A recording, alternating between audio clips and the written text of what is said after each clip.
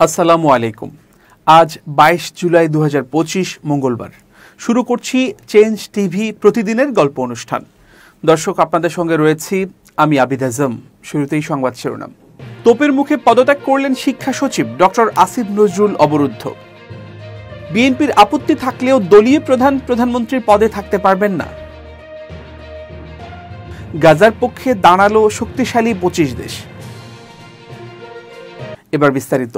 শিক্ষার্থীদের তোপের মুখে শিক্ষা সচিব সিদ্দিক জোবায়েরকে প্রত্যাহার করা হয়েছে।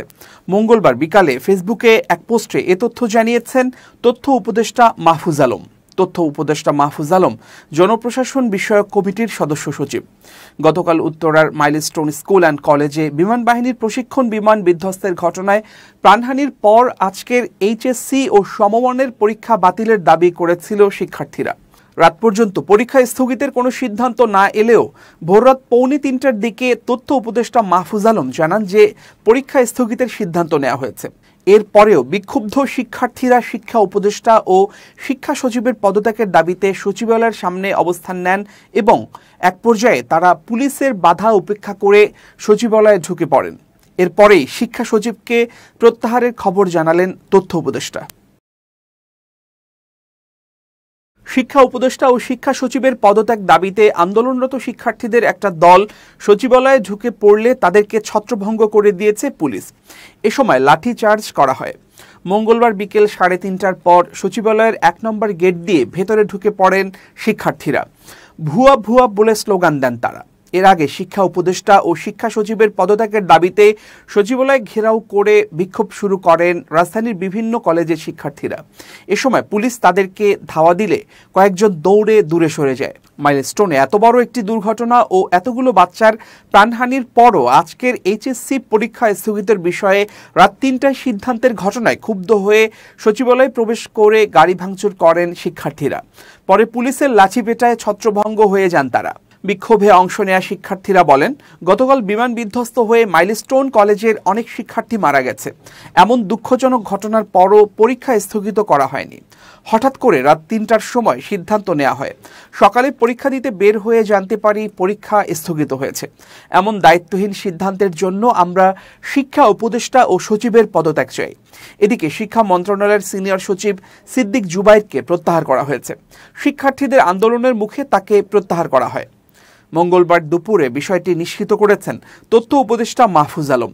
নিজের ভেরিফাইড ফেসবুক পেজে এক পোস্টে এ তথ্য জানিয়েছেন তিনি। আহতদের সুচিকিৎসা দেয়াটা জরুরি।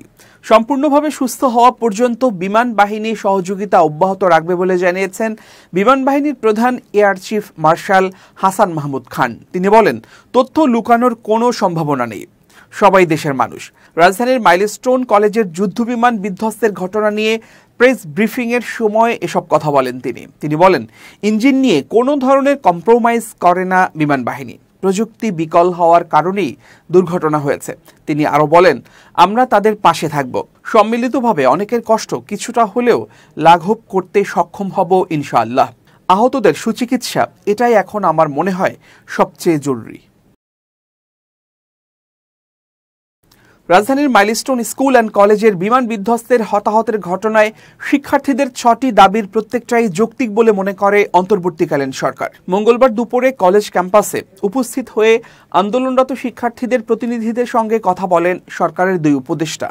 বৈঠকের সময় উপস্থিত ছিলেন শিক্ষা উপদেষ্টা CR আবরার, আইন উপদেষ্টা ডক্টর আসিফ নজরুল ও প্রধান উপদেষ্টার প্রেস সচিব শফিকুল আলম। শিক্ষার্থীদের 6 দফা দাবির মধ্যে রয়েছে নিহতদের নাম ঠিকানা প্রকাশ, আহতদের নির্ভুল তালিকা, শিক্ষকদের সঙ্গে অসদাচরণের জন্য নিঃশর্ত ক্ষমা, ক্ষতিপূরণ প্রদান, ঝুঁকিপূর্ণ প্লেন বাতিল ও প্রশিক্ষণ পদ্ধতি সংস্কার। আলোচনার শেষে উপদেষ্টা আসিফ নজরুল সাংবাদিকদের বলেন, মাইলস্টোন স্কুলে একটি তথ্য কেন্দ্র প্রতিষ্ঠা করা হয়েছে। এতে নিহত ও আহতদের তথ্য থাকছে। কেউ নিখোঁজ থাকলে সে তথ্য থাকছে। এখান থেকে তথ্য নিয়মিত হালনাগাদ করা হচ্ছে। নিহত ও আহত পরিবারের ক্ষতিপূরণ, পুনর্বাসন এবং ট্রমা ম্যানেজমেন্ট সাপোর্টের ব্যবস্থা করা হচ্ছে। তিনি বলেন, জনগণের ভিড় নিয়ন্ত্রণের সময় সেনাবাহিনীর কর্তব্য পালনকালে কয়েকজন সেনা সদস্য কর্তৃক শিক্ষার্থীদের ওপর মারধরের অভিযোগের প্রেক্ষিতে সরকারের পক্ষ থেকে দুঃখ প্রকাশ করা হয়েছে এবং উপযুক্ত ব্যবস্থা গ্রহণের জন্য সেনা কর্তৃপক্ষকে অবহিত করা হবে। তিনি আরও বলেন, জনবহুল এলাকায় প্রশিক্ষণ বিমান না চালানোর ব্যবস্থা গ্রহণ করার জন্য বিমান বাহিনীকে প্রয়োজনীয় নির্দেশনা দেয়া হবে। শিক্ষা উপদেষ্টা সিআর আবরার শিক্ষার্থীদের বলেন, আগামী 24 জুলাই অনুষ্ঠিতব্য এইচএসসি পরীক্ষার তারিখ নিয়মিত পরীক্ষা শেষে ঘোষণা করা হবে। এর আগে মঙ্গলবার সকাল 10টা থেকে মাইলস্টোন স্কুল অ্যান্ড কলেজের সামনের গোলচত্বরে জমায়েত হতে শুরু করেন শত শত শিক্ষার্থী।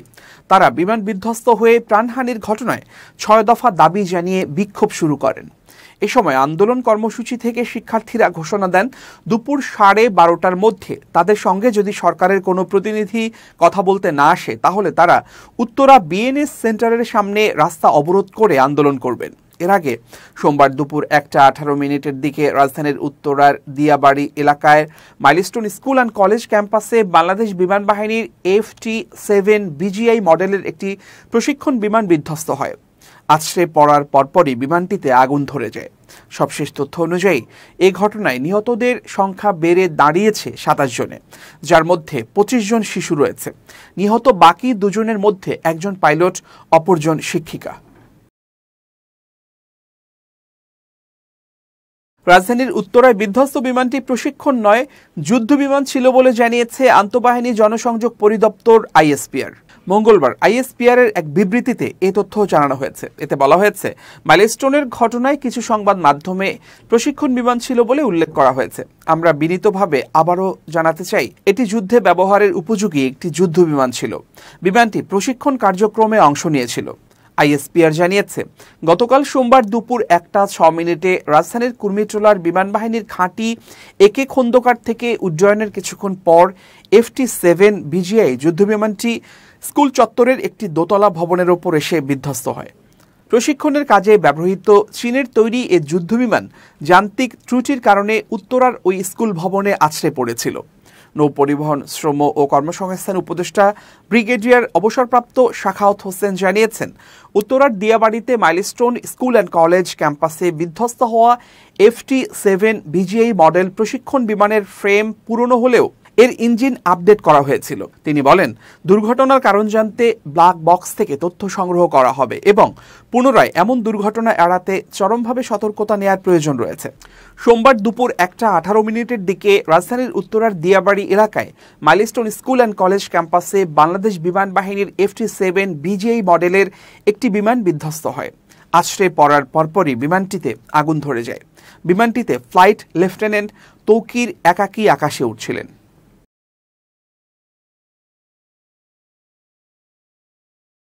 দলীয় প্রধানমন্ত্রীর পদে থাকতে পারবেন না বলে রাজনৈতিক দলগুলোকে জানিয়েছে জাতীয় ঐকমত্য কমিশন। তবে এই সিদ্ধান্তে জাতীয় সনদে কোনো দল চাইলে নোট অব ডিসেন্ট দিতে পারবে। মঙ্গলবার ফরেন সার্ভিস একাডেমিতে জাতীয় ঐকমত্য কমিশনের সঙ্গে রাজনৈতিক দলগুলোর 17তম দিনের আলোচনার শুরুতে বিষয়টি জানিয়েছেন কমিশনের সহসভাপতি অধ্যাপক ডক্টর আলী রিয়াজ। তিনি বলেন, প্রধানমন্ত্রী পদে দলীয় প্রধান থাকতে পারবেন না বলে অধিকাংশ দল একমত হয়েছে। কিছু দল এ বিষয়ে ভিন্ন মত ব্যক্ত করেছে। ওইসব দল ও জোট জাতীয় সনদে নোট অব ডিসেন্ট দিতে পারবে। প্রস্তাবটি নিয়ে একাধিক দিন সংলাপ আলোচনা হয়। সেখানে বিএনপি সহ তার সমমনা দল LDP, লেবার পার্টি, NDM, 12 দলীয় জোট, জাতীয়তাবাদী সমমনা জোট এবং আম জনতার দল একই ব্যক্তিকে দলীয় প্রধানমন্ত্রী এবং সংসদ নেতা করার পক্ষে মত দেয়। তবে জামাত, NCP সহ বাকি দল দলীয় প্রধানকে প্রধানমন্ত্রী করার বিপক্ষে মত দেন। এ প্রসঙ্গের অবতারণা করে ডক্টর আলী রিয়াজ বলেন, জাতীয় ঐকমত্য কমিশনের অনুরোধ, যারা নোট অব ডিসেন্ট দিতে উৎসাহী, যদি আপনারা প্রয়োজন মনে করেন সিদ্ধান্ত পুনর্বিবেচনা করতে পারেন, এটা আমাদের অনুরোধ। কিন্তু অতীতে যেভাবে নোট অব ডিসেন্টের কথা বলা হয়েছিল সেভাবে জাতীয় সনদে তারা নোট অব ডিসেন্ট দিতে পারবে। এটা সিদ্ধান্ত হিসেবে আপনাদের জানালাম। আজকের আলোচনার আলোচ্য সূচি: প্রধানমন্ত্রীর একাধিক পদে থাকার বিধান, তত্ত্বাবধায়ক সরকার বিষয়ে রাজনৈতিক দলের প্রস্তাবের ভিত্তিতে একটি সমন্বিত প্রস্তাব, সর্বশেষ আলোচনার পর সিদ্ধান্ত গ্রহণ এবং নির্বাচন কমিশন, সরকারি কর্ম কমিশন, মহা হিসাব নিরীক্ষক ও নিয়ন্ত্রক, দুর্নীতি দমন কমিশন এবং ন্যায়পাল নিয়োগের বিধান সম্পর্কিত। এদিকে আজকের আলোচনার শুরুতে উত্তরার মাইলস্টোন স্কুল অ্যান্ড কলেজে বিমান বাহিনীর প্রশিক্ষণ যুদ্ধবিমান বিধ্বস্তের হতাহতের ঘটনায় শোক প্রস্তাব পাঠ করেন কমিশনের সদস্য ডক্টর বদিউল আলম মজুমদার।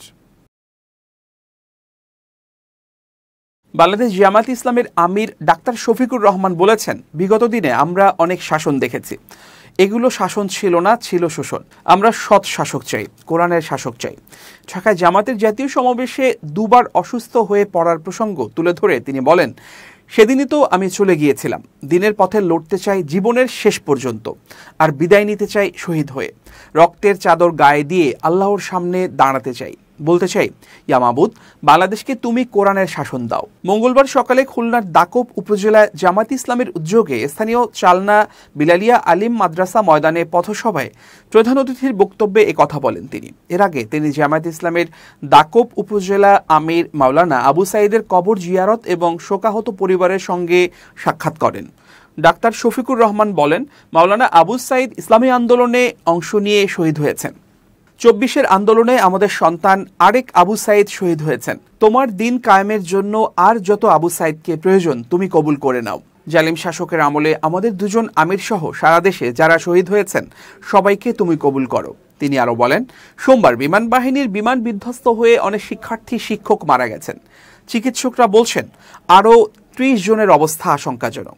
যারা হাসপাতালে আছেন, আল্লাহ তাদের সুস্থ করে তুলুন, তাদের আপনজনের বুকে ফিরিয়ে দিন।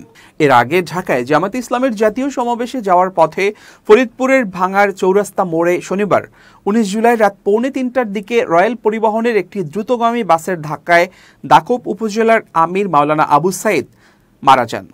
এ সময় তার বয়স হয়েছিল 52 বছর। এ সময় গুরুতর আহত হন জামায়াত কর্মী মোহাম্মদ আনিসুর রহমান ও মোহাম্মদ ইকবাল হোসেন। আহতদের ফরিদপুর মেডিকেল কলেজ হাসপাতালে চিকিৎসা শেষে চালনা স্বাস্থ্য কমপ্লেক্সে ভর্তি করা হয়েছে। তারা এখন আশঙ্কামুক্ত। এবার খুব জরুরি 1 মিনিট, জানাচ্ছেন ইউনেস্কো ক্লাব পুরস্কার বিজয়ী সাংবাদিক আমিরুল মোমিনিন মানিক। খুব জরুরি 1 মিনিটে প্রত্যেককে আমন্ত্রণ। প্রিয় দর্শক, ব্যক্তিত্ববান হন। এখন ব্যক্তিত্ববান কিভাবে হবেন? আপনি আপনার নিজের যে স্টাইল, জীবনের গতি, চলাফেরা, এর মধ্যেও ব্যক্তিত্বকে জাগিয়ে তুলতে পারেন। আপনার কথার পরিমিতি বোধ, ফালতু কাজ থেকে দূরে থাকা, অপ্রয়োজনীয় তর্ক না করা, নিজেকে পরিচ্ছন্ন, স্বচ্ছ, সত্যবাদিতার মানদণ্ডে দাঁড় যদি করাতে পারেন, তাহলে আপনি একজন ব্যক্তিত্ববান মানুষ হয়ে উঠতে পারবেন। একটু চেষ্টা করলেই কিন্তু আজ থেকেই আপনার ব্যক্তিত্ববান হওয়ার সেই কাজটি শুরু হয়ে যেতে পারে। আর যদি ব্যক্তিত্ববান হতে পারেন, তাহলে সমাজ আপনাকে সম্মান দিতে বাধ্য হবে। ভালো থাকবেন, শুভেচ্ছা নিরন্তর। এবার দেশের বাইরের খবর। গাজা উপত্যকায় বেসামরিক ফিলিস্তিনিদের ওপর ইসরায়েলের অমানবিক হত্যাকাণ্ডের নিন্দা এবং অবিলম্বে যুদ্ধবিরতির আহ্বান জানিয়েছে যুক্তরাজ্য, অস্ট্রেলিয়া এবং জাপান সহ 25টি দেশ এবং ইউরোপীয় ইউনিয়ন। সোমবার এক যৌথ বিবৃতিতে 25টি দেশের পররাষ্ট্রমন্ত্রী এবং EU commissioner for equality, preparedness and crisis management বলেছেন, আমরা স্বাক্ষরকারীরা একটি সহজ জরুরি বার্তা নিয়ে একত্রিত হয়েছি। গাজার যুদ্ধ এখনই শেষ করতে হবে। গাজার বেসামরিক নাগরিকদের দুর্ভোগ সর্বোচ্চ পর্যায়ে পৌঁছেছে। ইসরায়েলি সরকারের ত্রাণ বিতরণ মডেল গাজার পরিস্থিতি আরও বিপজ্জনক, অস্থিতিশীল করে তুলেছে এবং ফিলিস্তিনিদের মানবিক মর্যাদা থেকে বঞ্চিত করছে।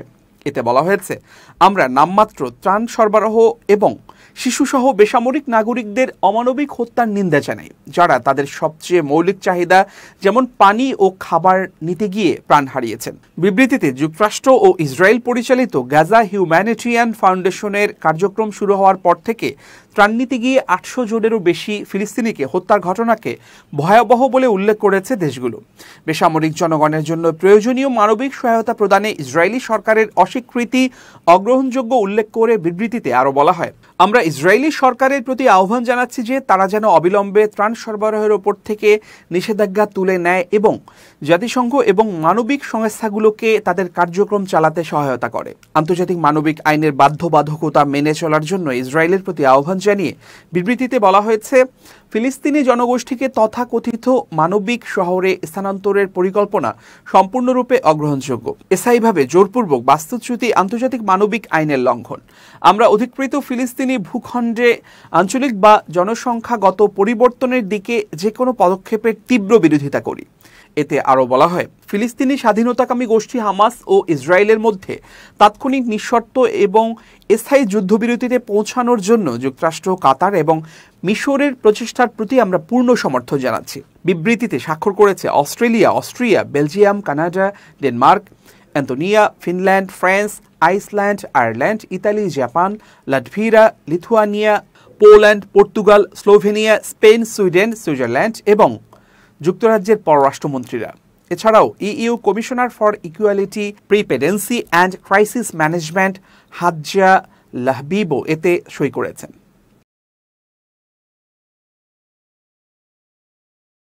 ইরানের পররাষ্ট্রমন্ত্রী আব্বাস আরাকচি জানিয়েছেন, তেহরান তাদের ইউরেনিয়াম মজুদ ত্যাগ করবে না কখনোই। তিনি বলেন, বর্তমানে পারমাণবিক স্থাপনার কার্যক্রম বন্ধ রয়েছে কারণ সেগুলো তীব্রভাবে ক্ষতিগ্রস্ত হয়েছে।